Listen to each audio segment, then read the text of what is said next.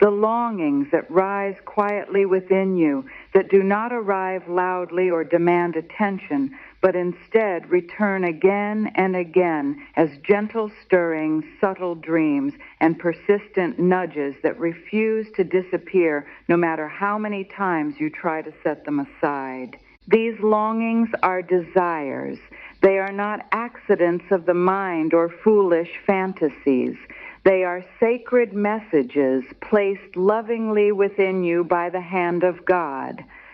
They are intentional messages of the divine, gently guiding you to fulfill your purpose in life. You may not understand it, as it may appear so distant to what you had, though life would be like for you.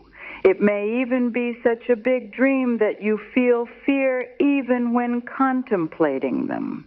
You do not need to understand their meaning or know how you till accomplish the longing that you can no longer turn away from.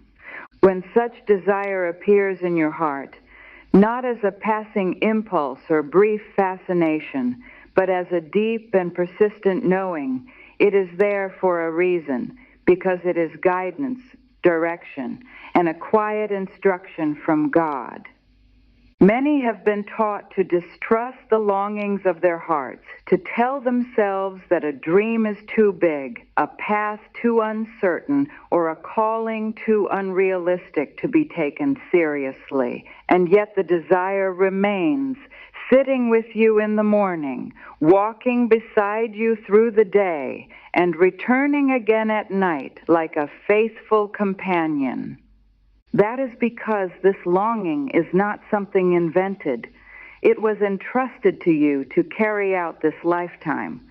You were never meant to deny it, to bury it, or push it away out of fear or doubt, as in doing so would only be denying the wisdom of God and the invitation from the divine to move through you.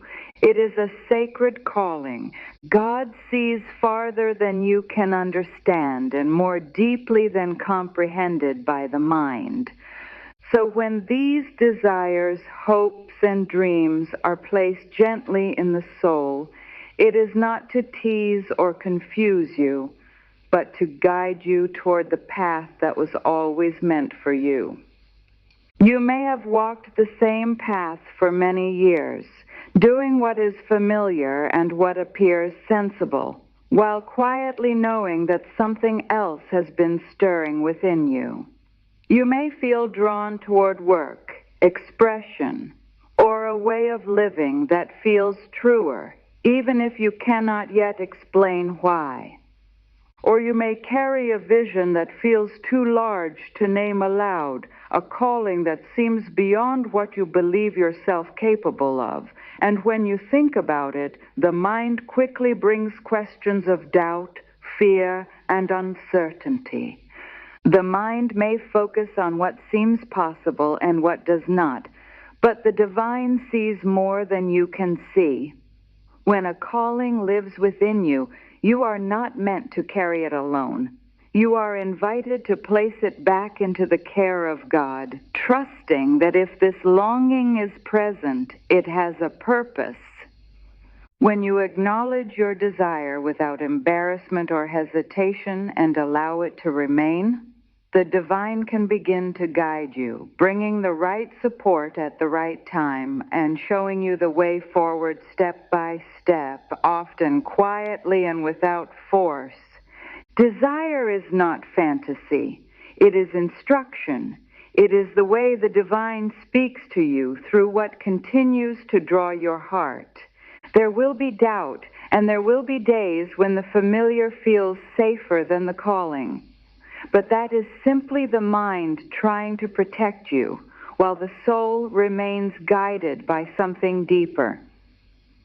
So rather than forcing or rushing, simply bring your desire into the light of prayer, allowing yourself to say with honesty that you do not yet understand how it will unfold, but trusting that it is being shaped, guided, and grown in the right time.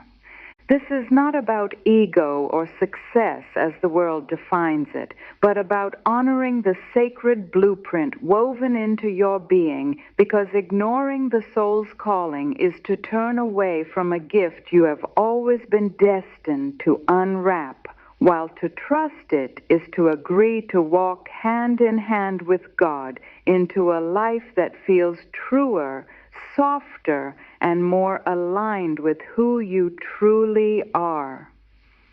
So listen closely to what stirs within you, to the subtle feelings stirring in your heart, the persistent dream, and the whisper that returns each time you grow still, because these are not coincidences, but invitations to trust, to move gently forward, and to believe that the divine is guiding you through the language of your own heart.